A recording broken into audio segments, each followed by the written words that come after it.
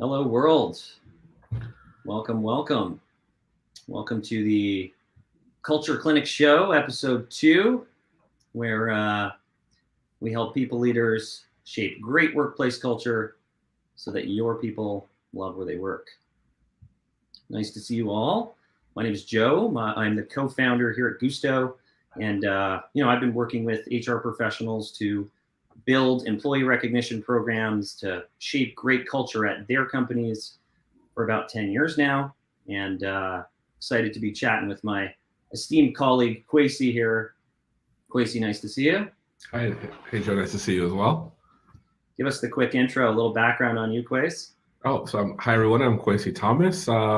Been in HR for just over 20 odd years and worked in some really interesting places, Nortel, BlackBerry, Shopify, and then a number of startups since then. And I'm excited to share, my own experiences with anyone who finds the value.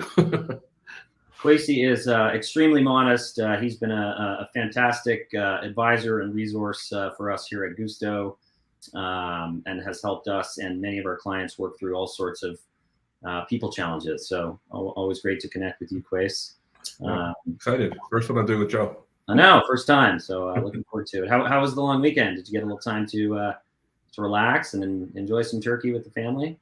Yeah, we got to do some family stuff for the weekend and just kept it all on Saturday actually, and then got to relax a bit. It's been a long time since my kids haven't had a packed schedule on the weekend, so we took this as a bit of a downtime. How about yourself? Nice.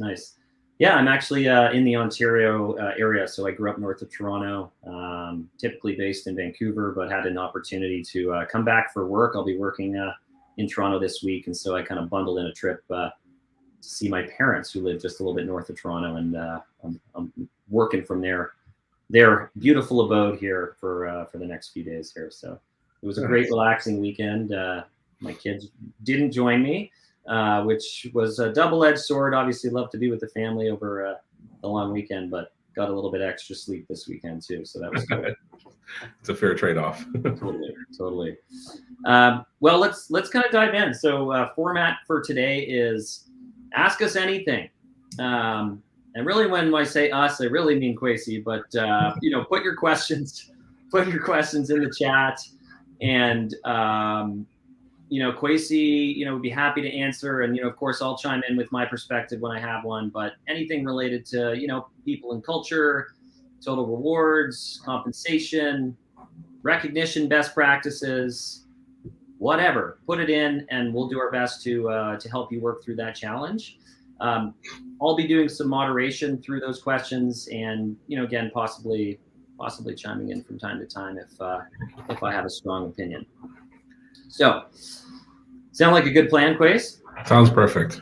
Cool. So what we've done actually is we've got a topic to kind of get started with. So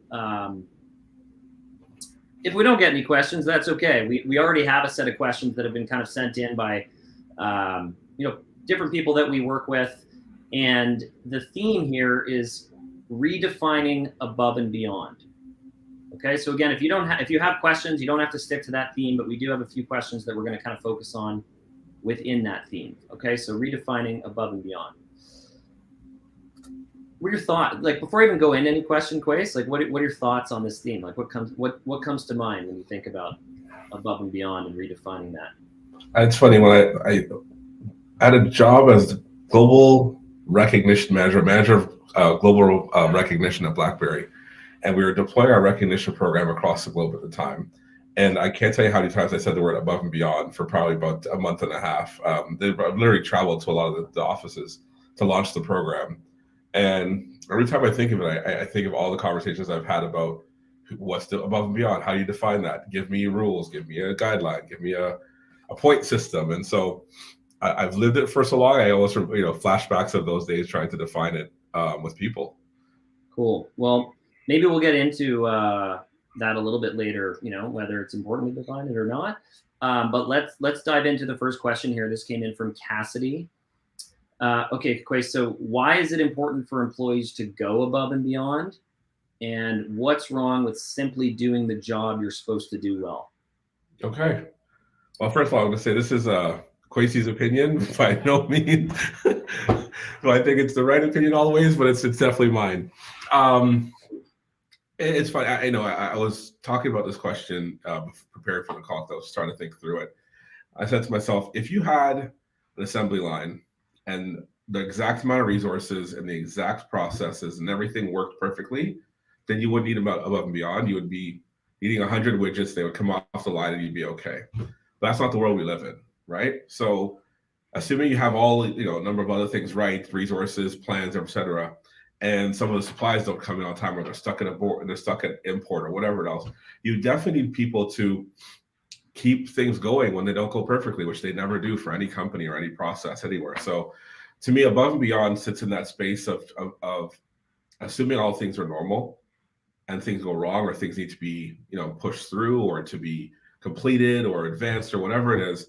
Above and beyond sits in that space for me where people go that extra lengths to make sure we can still get to our goal, even when things go wrong. And is there anything wrong with kind of just doing the job you were hired to do and doing that well and not pushing beyond sort of that? To be fair, my 2 cents, no, but you're going to need some people to go above and beyond. If I thought every employee in the company is going to go above and beyond, I would be surprised. I think at scale, you have to accept that there are some people who are going to be, they're going to want to do their job, and that's it. Is that something wrong with that? No. But as you can see, we've also changed in the recent years from going from just compensation, and that's why you work for the company, to being tied into the actual mission or vision or goals of the company. And I think as you make that shift, you'll see more and more people who want to go above and beyond naturally, because it's not about a pay or a comp. It's about wanting to see the goal being achieved. And so, do I think there's something wrong with it? No. Do I think that's where you want, as an employer, for a lot of your employees to live in that space of I just want to do my job and that's it? No. Right? Do I think they should be penalized for it? No. I think they should. I think that's where recognition comes in. Right? That's kind of why we've kind of a lot of times tied above and beyond recognition to get together. Yeah, and I'd agree with you, Quace. At the end of the day, not everyone's going to be a superstar, right? And I think companies need those sort of rock steady folks, the steady eddies, right? They're just consistent.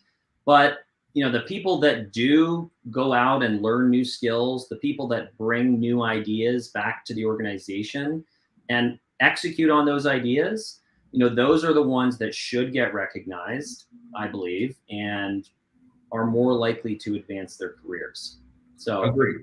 Yeah. Okay, but to be fair, I mean, the steady eddies can upskill and still be steady eddy at accountant 1 is now an accountant 2, right? Engineer 1 can be engineer 2. But I think, but I do think from a recognition perspective, you're looking for recognizing the work that just, that pushes the envelope a bit, that raises the standard, that raises the, what's possible, right? Totally. Well, this kind of bleeds into to our next question here. This one's coming in from Heather. Looking at the quiet quitting trend, do we need to rethink what above and beyond means? And we're talking a lot about quiet quitting. It's a bit of a buzzword right now. I mean, is it any different than disengagement? But again, just to sort of rephrase that, looking at the quiet quitting trend, do we need to rethink what above and beyond means? I'm trying not to sit on the fence with my answer. I personally struggle a bit with quiet quitting. I feel like we've given a name to something that's been there for a while, and we've kind of bubbled it up into something that maybe actually be happening more because of just where people have changed their focuses in their lives. But I truly believe that quiet quitting is not a new thing. It is just a more, acknowledged thing, right? And so, I feel like lowering the bar or changing the bar for what we expect from above and beyond and what you're expecting for people doing their jobs to somehow, appease quiet quitting doesn't make sense to me. I feel like addressing quiet quitting has to be done separately from changing your expectations of the standard of what performance or above and beyond looks like, right? So that's why.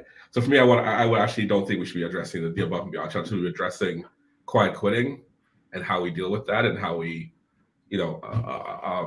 respond to that, be it, like I said, pre-existing, but maybe more common occurrence, but not by lowering performance and lowering above and beyond. And I mean, I kind of touched on it, but I mean, is quiet quitting just disengagement repackaged in a buzzword? Like, is there anything different here? No. That's my own 2 cents. I feel like it is exactly that. It is disengagement, and quite possibly you could say the difference is disengaged people sometimes actually actively try to leave or find other opportunities, whereas quiet quitting, they just stick and stay for longer.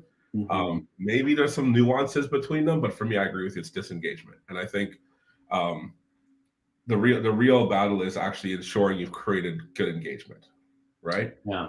Yeah. And there'll be some people who just fall off that list. No matter what you do, you create the best engagement around. There's some people who it just is right for them. That's okay, right? Yeah. I've got an opinion on this, but like when you think about a truly disengaged employee, someone who's quietly quit, going through the motions, I know it's broad stroke, but like whose fault is that? Is it the company's fault? Is it the employee's fault? Is it column A, column B? What do you think? It's a hard answer. Assuming the company has done its job to give the employee all the means to have a successful career and a path forward and all the other good stuff that goes with that, then me, it's the employee. There's something else that's checked out about them, right? Yeah. But by putting it on the employee, I feel like it gives the company the excuse, but oh yeah, it's the employee's fault. Our salary bands are totally fine at the lowest they could possibly be. It's okay we haven't done increases for 3 years. It's okay that we yada yada yada. No, there's a role to play for the company if they think they've done their best in terms of making sure that broadly they've engaged their employees and they've done their best for the culture they want to build. And I say the culture they want to build, not the culture that is on a YouTube channel, but the one they want to build. Yeah. Then okay. You said something there. If the company's done their best, right? I have an opinion on this, and it may not be a popular response. If people are checking out, if people are just doing the bare minimum at your company, I think that you should probably reflect on how your company is treating people. 100%. Right? Yeah. Companies that are not shaping culture with a people first mindset will continue to struggle with a checked out workforce. They will struggle to retain their best people. They will struggle to attract new talent. And, with the staggering numbers, something around 50% of the working population is looking for new opportunities. If you are not prioritizing people and culture, you will not be the employer of choice in your category. Correct. I completely agree with you. People go to Glassdoor. They want to know what people are saying. Like, I know there are mixed opinions on Glassdoor, but at the end of the day, people are going to do their research around your company. And if you have if you stink on Glassdoor, that's going to reflect on your ability to attract people. Further than that, people are talking to current and former employees about their experience working at your company. Completely. And in a time where everyone knows everything, like you really need to be doubling down on culture. So, again, may not be a popular response, but I do think that companies kind of like need to look inside themselves and say, are we treating people the way they should be treated? And are we, shaping culture with a people first mindset? I completely agree with you. I think especially, the last couple of years have really shown people, I think not shown them, but they've woken up to, hey, how much do I really want to work? How much do I really want to live? How much do I want to, there's this, and we always use work-life balance as a previous buzzword. I'm ignoring the challenges of that word, but I think people have really figured out, hey, I have options. I actually may have more options than I thought I had. And that's driving, employers have to pay attention. They have to actually pay attention to how they treat their people. Now, I'm trying not to sit on the fence on this, but you may be okay doing bare minimum or above and then accept a higher than normal turnover rate. And that's the strategy you've chosen to build, and that's what you're going with. Okay. Not necessarily what I would prescribe at all, but I think you have to live with the culture and the environment you've built. I do an exercise whenever I join a new group on the HR side, trying to help them out. I almost try to treat them like dials. right? Like, so how, if you've taken all the buckets of that you have within your culture, what are you dialing up and what are you dialing down, and where do you put in those dials? So some companies will dial up benefits and retirement benefits and other things really high while knowing that they've got other things lower. Some will do, oh, we're all cash and pay heavy while we're all lower. And when you look at that mix in any company, you kind of tell what culture they're building. What are you striving for, right? And then what do we accept? Yeah. You know, you said something, Kwesi, around work-life balance. Mm-hmm. And I'm actually, just looking at another question on the board here, and I think it actually ties in really nicely. Just to kind of keep the conversation moving along here. So this question came in from Dawn. A lot of managers equate above and beyond with putting in extra hours. Yeah. With employees demanding better work-life balance, how do we break from this habit? I told you I had that flashback to doing that BlackBerry tour about above and beyond. But very strong opinion on this, actually. I actually think you should never recognize time. I actually think, even if that, I am not naive enough to think that time is not a factor, but I think time is a cop-out for when we actually go to recognize people or show value in what they've done. So it's easy to say, I want to thank person for staying all night and getting that done. What you really want to recognize them for is what they actually got done and getting that result. And so I think as we move forward, we should really prioritize what is getting accomplished, not when it got accomplished, or in terms of staying extra hours, because you will create a culture where people believe, you know what, just by sitting at this desk for a couple extra hours at night and looking like I'm here working longer hours, I'm at the top. I'm a high performer. I'm achieving. I'm doing all. No, that's not necessarily it. It's actually producing the result, working in the right way, working with the how and the what being done very well.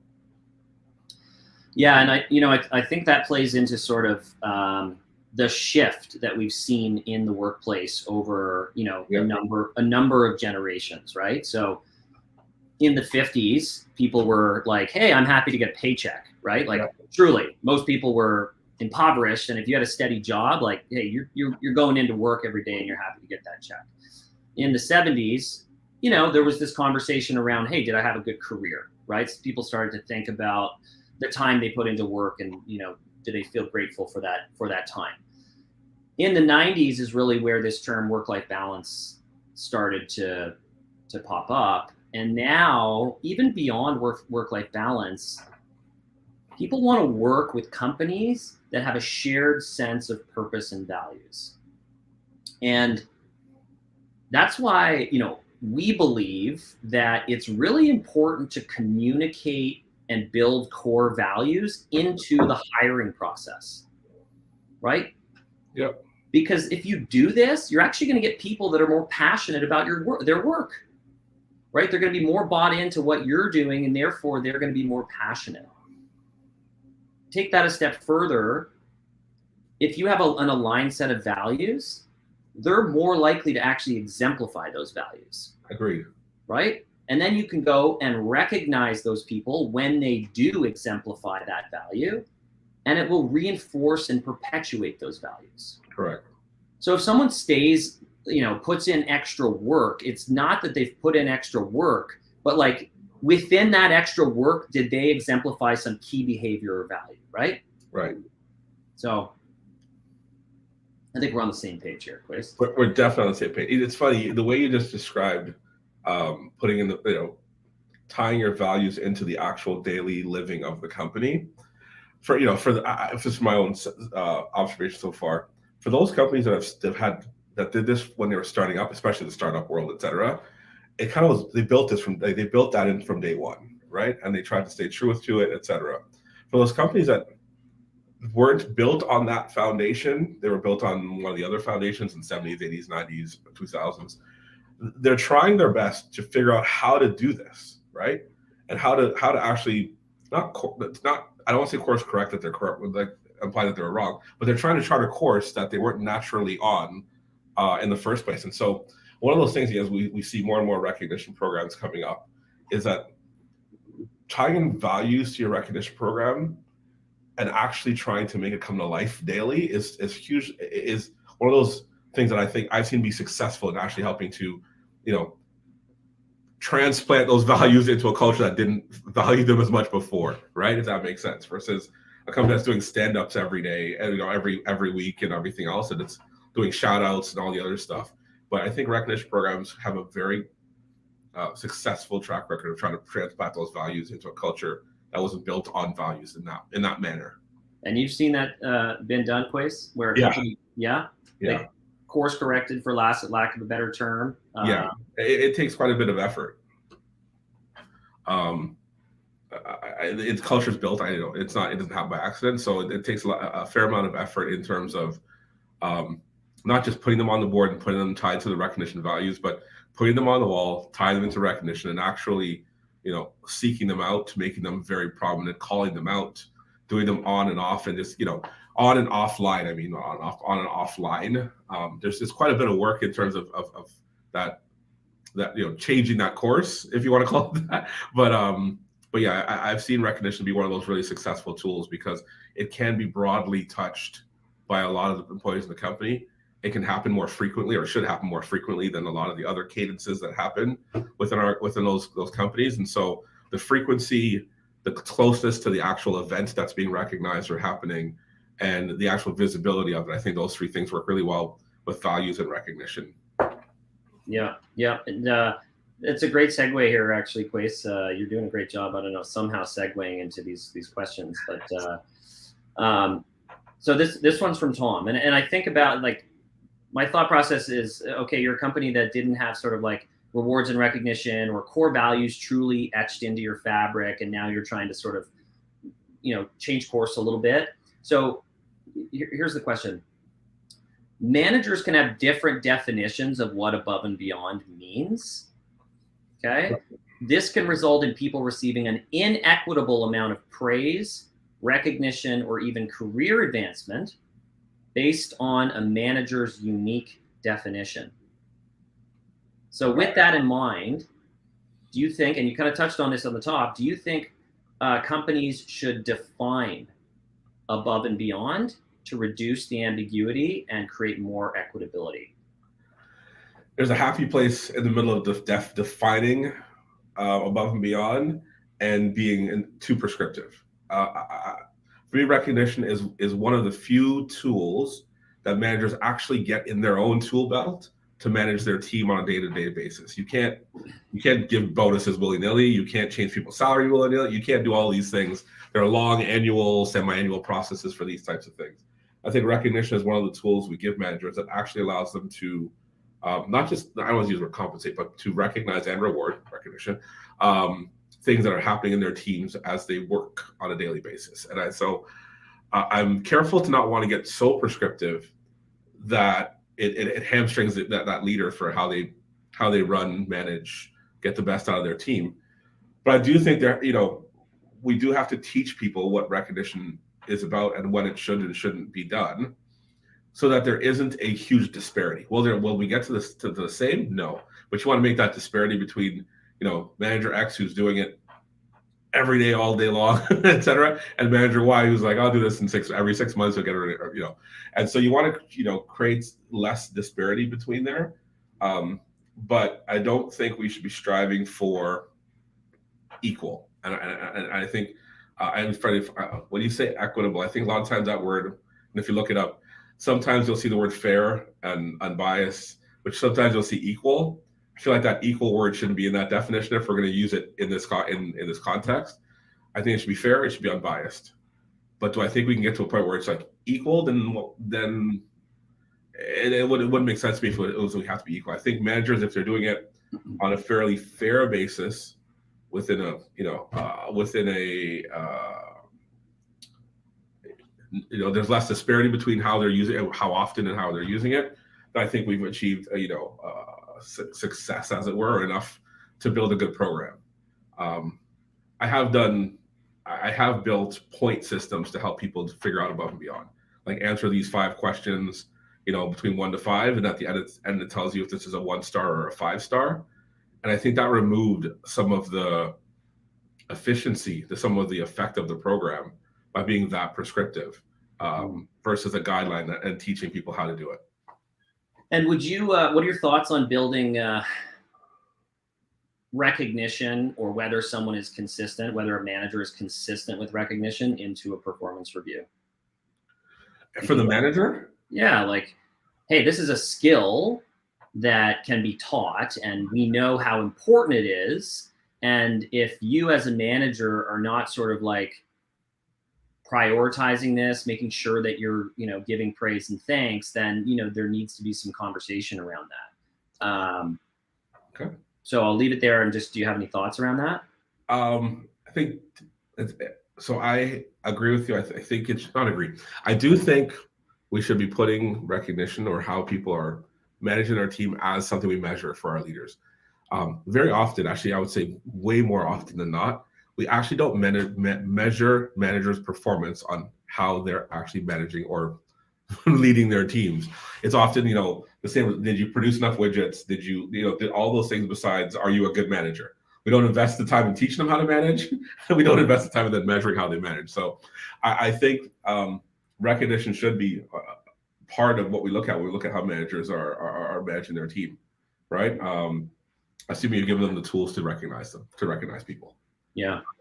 My 2 cents, my thoughts on sort of like defining above and beyond. I'm pretty much on board with your philosophy around this. Not wanting to be too rigid, but you kind of touched on something earlier in the conversation, which was a lot of companies have core values that might live in a wall somewhere. In fact, they might even live in an employee handbook. Yeah. But in most instances, like, that's where it ends. Yeah. And a countless number of HR executives and just leaders in general who, when I ask the kind of tough question, like, what percentage of your employees could actually like recite your values back to you? It's like probably a very, very low percentage. So if these are behaviors that are so and values that are so important to the company, like, why are we just kind of like limiting those to a wall or a handbook? And so this is why we believe that tying core values or key behaviors to recognition is so important, right? It helps everyone understand what matters at the organization. And, to your point, I believe that it helps to create the framework for above and beyond. Agreed. Right? Rather than being like hyper prescriptive, instead, we're just very overt about the behaviors and values that matter. And then, hey, let's go and recognize those. I'm there with you. I think those values too often live off on a document that don't make any sense. And sometimes they were written in a vacuum about what we ideally want and not what actually this company is built on. And so they're assuming they're the right values, you should be recognized. And by the way, we should start, this is my 2 cents, we should start talking about recognition and rewards, but we should talk about just feedback as well on the back there, because to me, we should be also giving that constructive feedback in those same veins as the values that we're talking about, because we're trying to build it, not just say thank you for it, but hey, also don't do this, right? In that same framework. So I think they tie very well together when you put your values in front of what you're actually doing. I mean, wholeheartedly agree. And what we can continue to hear from our clients that have really invested in culture and recognition is that what recognition does is it actually helps you create trust with your people, right? Like if you were my direct report and I was like consistently saying like, great job for this, the impact is this, like you're doing such a good job here and there, living our values, that time where I have to give you sort of like that constructive feedback, it's like not a big deal, right? It's like, it's all coming from a place of trust. So, so who cares? He said, I should stop saying so often in a presentation or, whatever. It's kind of creating that safe place to deliver ongoing feedback, right? Yeah, I agree. Recognition creates that trust of, oh, this person sees me, sees the work I'm doing, sees who I am, what I'm doing. So when you're giving them that feedback, it's like, okay, but this person sees me. So they're actually coming from a place where they actually see me, right? Totally. I think I'm there with you on that one for sure. All right, we got a question in the chat here, Quace. Yeah.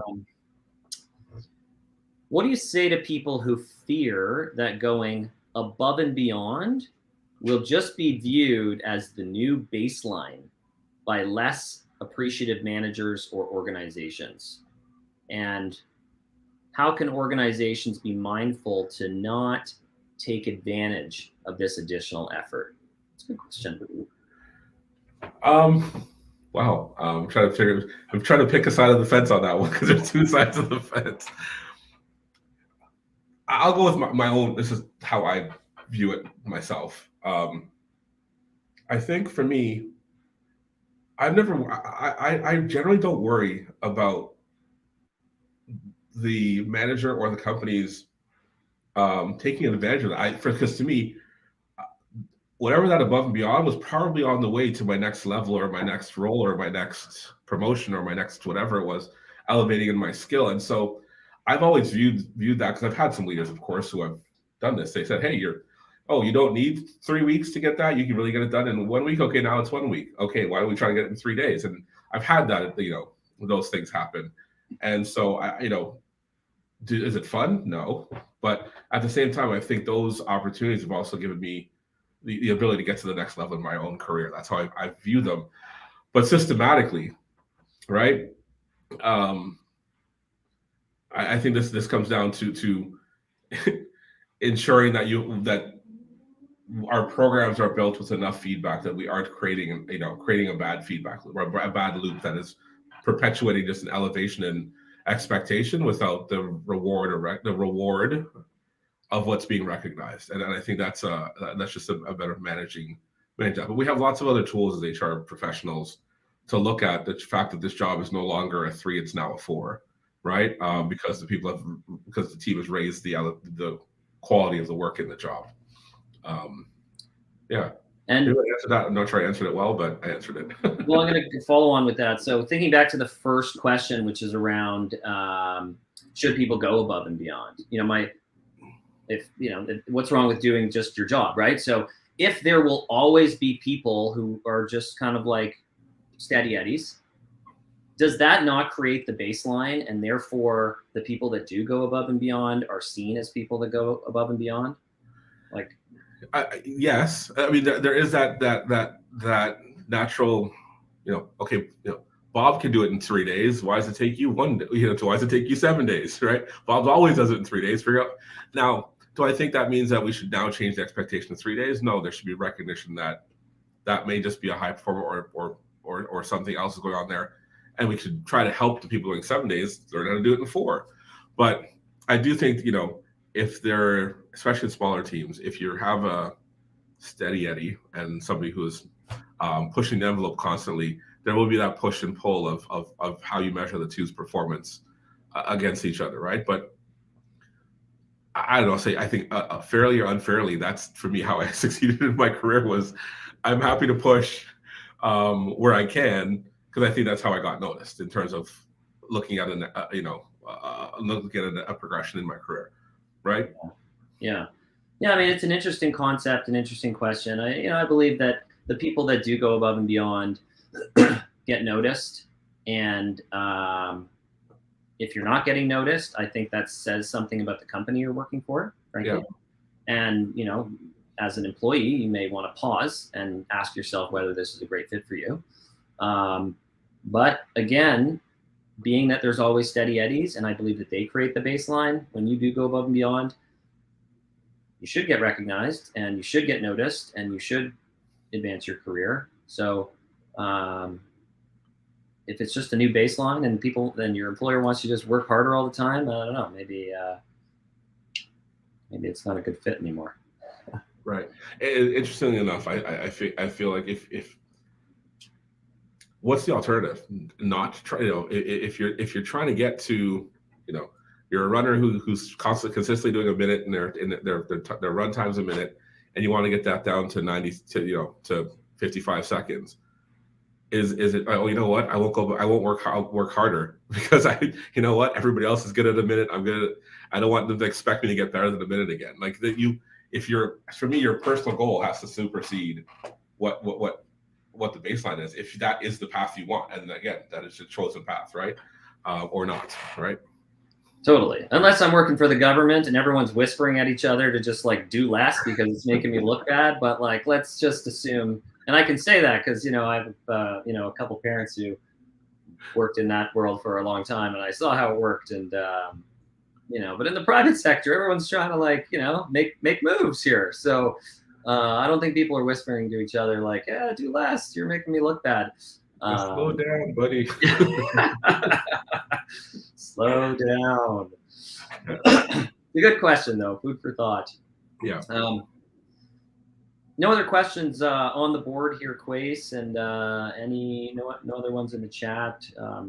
If there's anyone watching live, I do. I see a number of people here, but for those of you here, feel free to type in if you have any final burning questions for Quasey, or for me to chime in with my 2 cents. Joy, I'll ask you one. Do you get when talking to clients about recognition, are they looking for programs to do above and beyond? Do you find that you're having to explain to them why tie it to values? Like where do you see most people?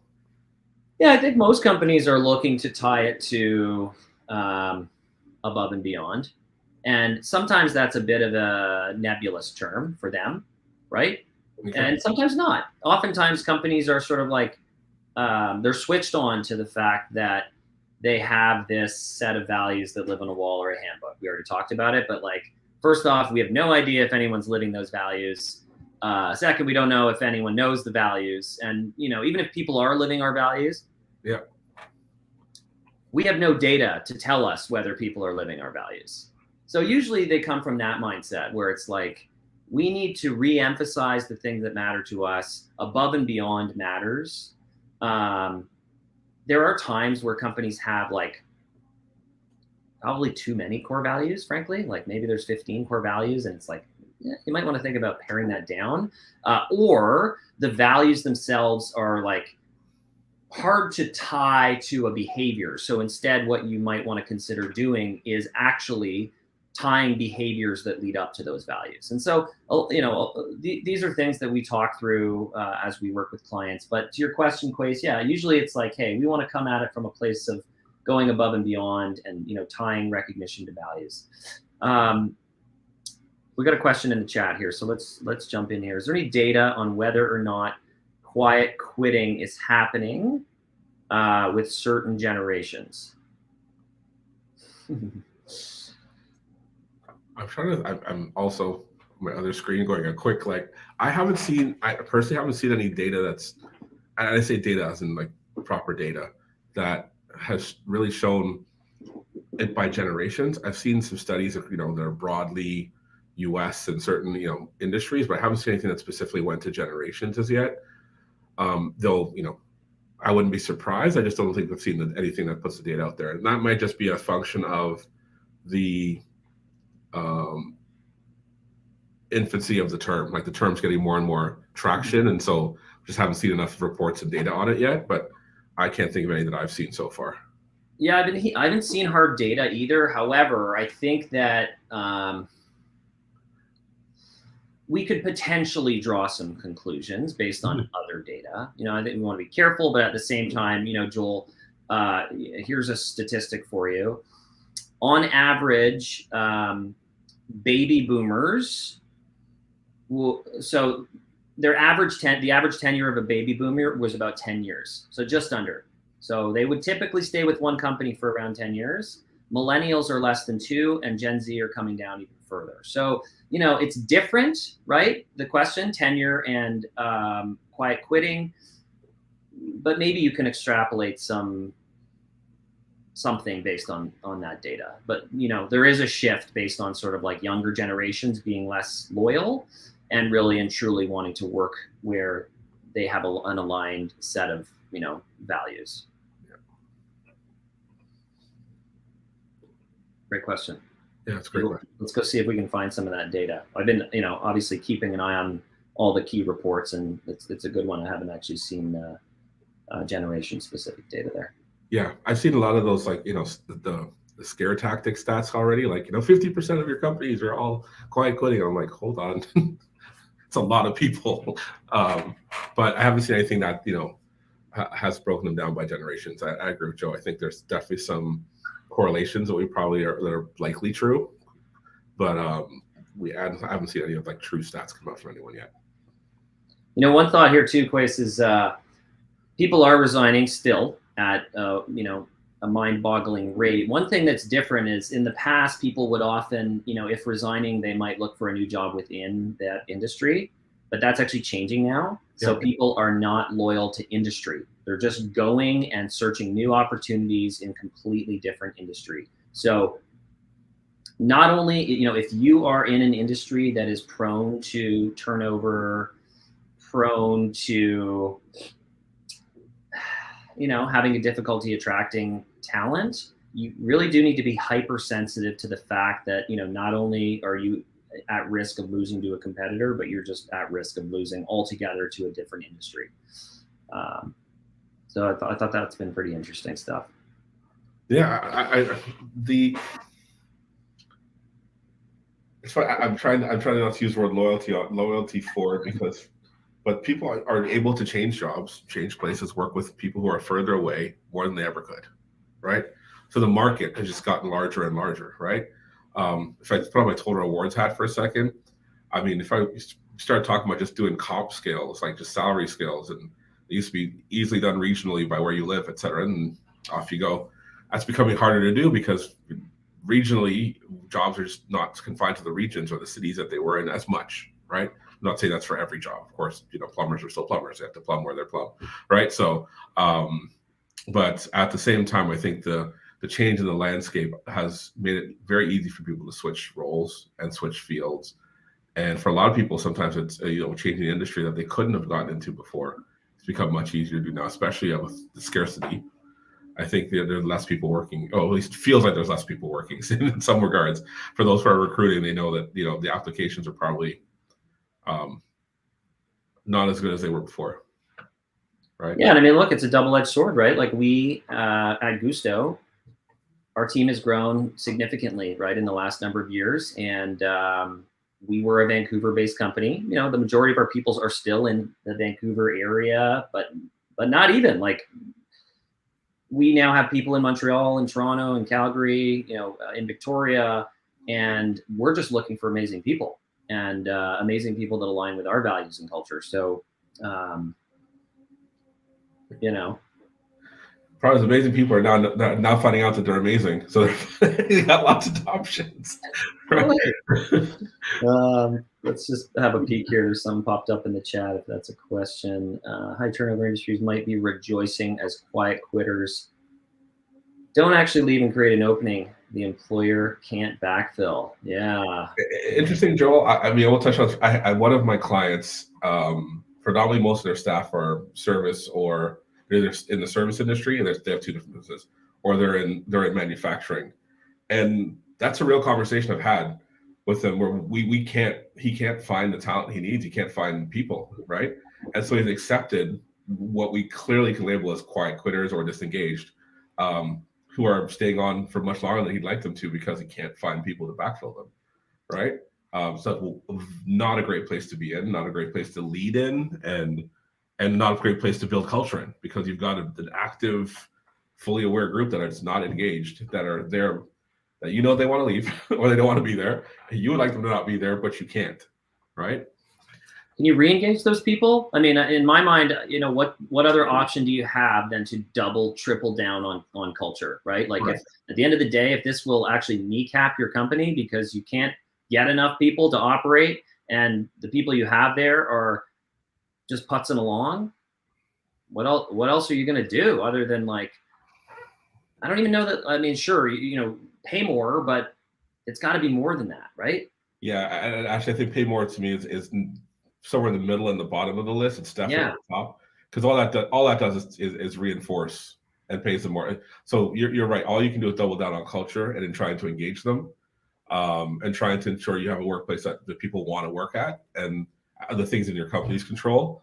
But some will re-engage, some will not, and some you'll have to move on because it becomes toxic, right? But I think you're right, Joe. The best thing you can do in that situation, and that's been my advice so far, has been to really amplify what we can do on culture. Totally. Well, with that, Quace, we are coming up on our time here, and it's been a fun conversation. Thank you. Yeah. Thank you. Episode 2 of the Culture Clinic, all done, and I believe we'll see you next week with my my colleague and co-founder Skay. Actually, I think you're getting a dose of Shelley DaCosta. Shelley DaCosta, another wily veteran. Well, I look Yeah, forward to that conversation. Yeah, so Shelley's on next week, so it'll be Shelley and Skay next week, and then I'm back the week after. Awesome. Well, thanks, Quace. It's been a great chat. All right, great. Thanks a lot. Thanks everyone for listening. Ciao, ciao.